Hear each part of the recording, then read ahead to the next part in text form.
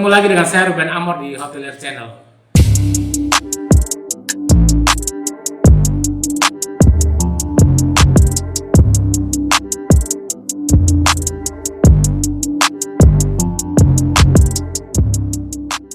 Pada kesempatan ini saya ingin mengupas sedikit tentang beberapa poin yang perlu kita ketahui, terutama buat teman-teman para pelamar atau pencari kerja dalam situasi saat ini. Tentu kita semua mengetahui bahwa setiap perusahaan memiliki satu visi, satu misi yang berbeda, atau setiap perusahaan memiliki satu filosofi yang dibutuhkan sebagai cermin, sebagai tren bagaimana memajukan satu usaha dengan karakter ataupun iklim yang diciptakan oleh satu perusahaan itu sendiri. Minggu lalu saya membuat satu lamaran kerja pada beberapa level. Untuk bisa mengetahui kebutuhan yang lebih jelas, pada kesempatan ini saya ingin memberikan satu gambaran, satu pemahaman bahwa adapun filosofi yang kita lakukan atau yang kita ciptakan di dalam industri ini adalah, saya mengatakan ini filosofi yang sangat sederhana. Lebih baik tahu sedikit dari yang banyak daripada tahu banyak dari yang sedikit. Ini kedengarnya sangat sederhana, sangat simple. Tetapi ketika diaplikasikan terhadap satu kebutuhan di dalam suatu pekerjaan, ini akan sangat menyulitkan kita karena tidak semua orang memahami filosofi ini. Yang tahu adalah yang penting saya bisa melamar pekerjaan dengan standar ataupun kualifikasi yang saya miliki, apakah bisa diterima atau tidak itu lain cerita. Minimal saya sudah berupaya untuk mengirimkan lamaran. Ini juga menjadi satu kendala tersendiri ketika kita belum mengetahui secara pasti bagaimana pola kerja atau sistem yang akan dibangun oleh satu korporasi yang kita inginkan. Secara korporasi saya ingin mengatakan bahwa di dalam hal ini kita akan membangun satu ekosistem baru, satu komunitas yang saya sebut sebagai top 5. Ini adalah satu hal yang fundamental yang saya sebutkan bisa menjadi filosofi di dalam korporasi ini. Yang pertama, kita bicara masalah trust. Ketika satu perusahaan merekrut satu pegawai atau satu kandidat, maka faktor utama yang perlu kita ketahui adalah perusahaan memiliki satu keyakinan, satu kepercayaan terhadap kandidat yang direkrut. Artinya bahwa kandidat ini benar-benar diseleksi dengan baik, memiliki satu kapasitas yang baik sehingga bisa diterima dalam satu pekerjaan sesuai dengan posisi yang dilamar. Kalau misalnya perusahaan tidak memiliki satu trust, satu keyakinan, maka karyawan tersebut tidak akan mendapatkan porsi pekerjaan ataupun jabatan apapun. Ini perlu mendapat perhatian karena kita sebagai pengguna ataupun perekrut karyawan, tentunya kita berorientasi pada faktor yang kita sebut trust ataupun kepercayaan. Perusahaan memberikan kepercayaan terhadap karyawan untuk bisa menjalankan satu fungsi, satu jabatan secara baik, secara benar untuk bisa dipertanggungjawabkan secara produktivitasnya. Poin yang kedua adalah productivity atau produktivitas. Produktivitas di sini hampir kita temukan di setiap perusahaan, setiap korporasi, bahwa setiap karyawan yang kita rekrut tentu memiliki satu kemampuan yang bisa mendeliver satu pekerjaan yang diharapkan oleh perusahaan. Bayangkan kalau kita memiliki satu karyawan yang notabene bekerja anggaplah 6 sampai dengan 12 bulan. Tetapi dalam satu periode ini tidak menghasilkan apa-apa.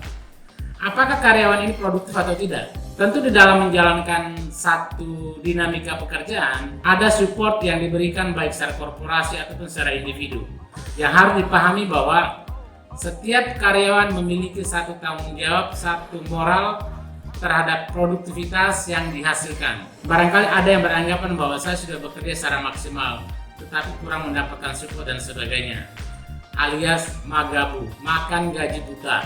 Ini bukan satu hal yang baru, tetapi banyak kita temukan di dalam satu perusahaan, terutama perusahaan yang memberikan satu aturan pekerjaan dengan menitikberatkan kepada satu target yang dihasilkan sebagai ending atau hasil akhir daripada satu pekerjaan yang diharapkan. Yang ketiga adalah freedom. Kebebasan di dalam melakukan satu tugas ini jauh lebih efektif ketika kita bisa memberikan ruang yang kita sebut sebagai adanya kebebasan di dalam bertindak. Bukan berarti setiap karyawan diberikan kebebasan tanpa arah, tanpa tujuan, yang pada akhirnya akan membuat satu iklim kerja secara korporasi yang tidak sehat. Ini juga perlu kita pikirkan, kita formulasikan kira-kira freedom ataupun kebebasan yang terukur ini seperti apa sehingga bisa menghasilkan atau merumuskan satu KPI yang kita harapkan secara bersama-sama. Poin yang keempat adalah independen. Independen di sini adalah ruang untuk bisa bereksplorasi secara pribadi, bisa mengerjakan satu pekerjaan secara independen tanpa adanya satu tekanan, tanpa adanya satu hambatan yang sangat berarti atau pada akhirnya bisa membelenggu diri kita sendiri dalam satu pencapaian pekerjaan. Buat teman-teman yang bekerja di perusahaan asing ataupun sudah pernah bekerja dalam satu perusahaan asing ataupun multinasional, independensi di sini merupakan satu iklim yang diciptakan yang akan memberikan kemudahan terhadap kita bagaimana kita bisa melakukan satu pekerjaan secara maksimal. Tentu hal ini akan bertolak belakang dengan teman-teman yang bekerja di dalam satu koridor atau satu aturan yang serba dituntut. Serba dituntut di sini artinya disuruh baru bekerja ataupun bekerja tanpa arah, sehingga hasil akhir daripada pekerjaan akan membutuhkan waktu yang bertele-tele, sehingga secara umum ini akan memberikan satu kontribusi, satu hasil yang juga tidak maksimal. Ini perlu kita pahami dulu bahwa bekerja secara independen ini adalah satu advantage, satu keuntungan lebih, satu iklim yang diciptakan untuk bisa memotivasi kita, untuk bisa memaksimalkan pekerjaan kita, mendeliver satu pekerjaan yang diharapkan secara korporasi. Poin yang keenam adalah value. Ini adalah satu pencapaian yang harus kita apresiasi, yang harus kita berikan reward terhadap setiap karyawan yang telah mengabdi, memberikan kontribusi yang positif terhadap satu kemajuan perusahaan. Tetapi kadang kita juga tidak melihat seberapa nilai yang kita dapatkan, seberapa besar perusahaan memberikan apresiasi terhadap kita sebagai karyawan. Poin yang berikut adalah entrepreneur. Entrepreneur di sini tidak dimiliki oleh setiap individu atau oleh setiap karyawan.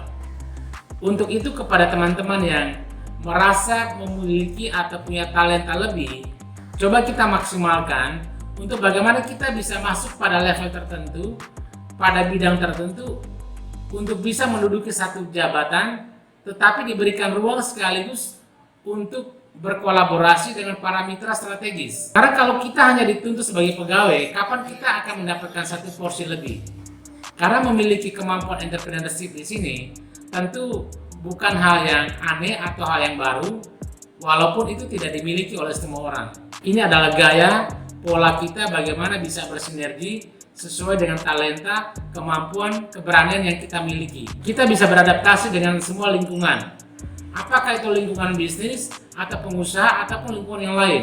Karena ruang ini tentu memberikan satu dampak yang sangat besar kalau kita tidak bisa memaksimalkan. Satu contoh yang sederhana adalah ketika seorang general manager dengan satu jabatan yang sangat tinggi sebagai top management level, di mana setiap hari bisa bermitra atau bertemu dengan setiap tamu, atau sales department yang setiap hari bisa bertemu dengan setiap klien.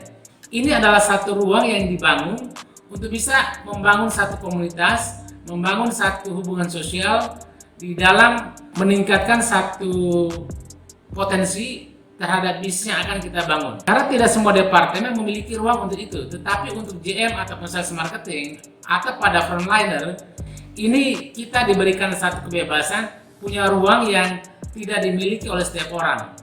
Cobalah ini kita maksimalkan agar kita bisa membangun satu komunikasi tanpa batas sesuai dengan profesi kita dan jabatan kita. Karena secara tidak langsung ini akan memberikan ruang bagaimana kita bisa memulai membangun satu komunitas bisnis dari hal yang kecil sampai pada level yang lain. Kembali kepada permasalahan bahwa secara korporasi kita membutuhkan beberapa kandidat pada level manager level. Ini tentu akan memberikan satu ruang bahwa secara tim, secara kemitraan, kita dituntut untuk bisa bekerja secara maksimal untuk bisa memberikan satu kontribusi terhadap satu perusahaan.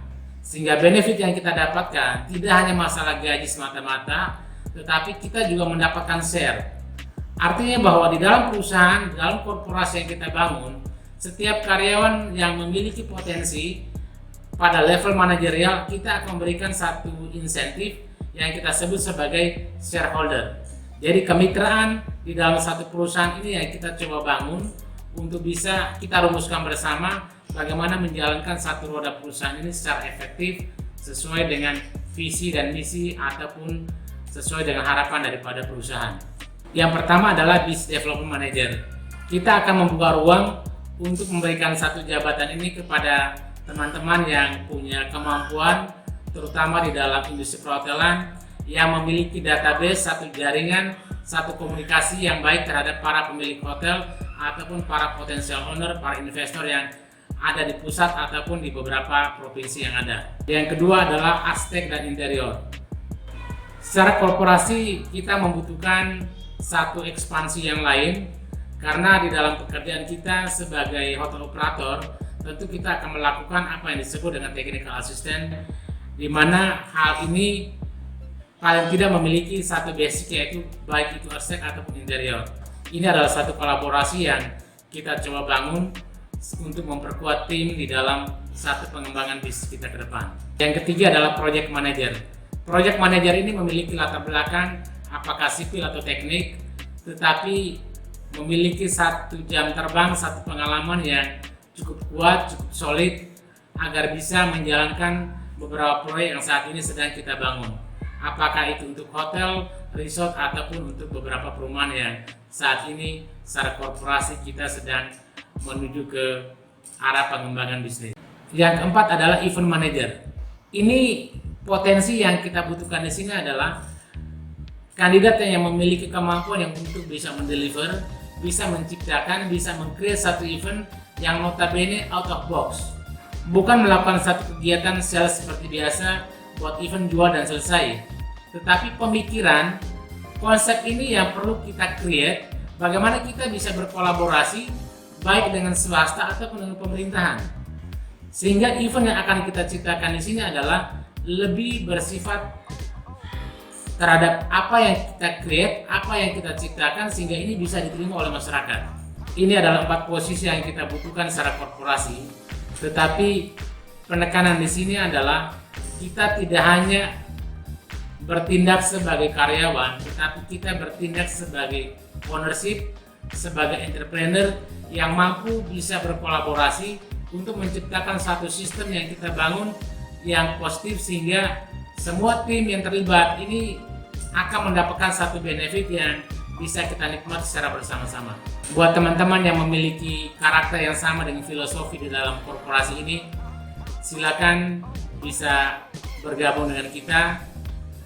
Kirim lamaran ke adonaragroup@gmail.com. Saya yakin kita bisa menjadi satu tim, satu mitra kerja yang sinergi satu sama lain sebagai kombinasi dari apa yang kita harapkan, apa yang kita miliki secara bersama-sama. Semoga ini memberikan satu manfaat, terutama buat teman-teman yang notabene sampai dengan hari ini belum mendapatkan satu pekerjaan.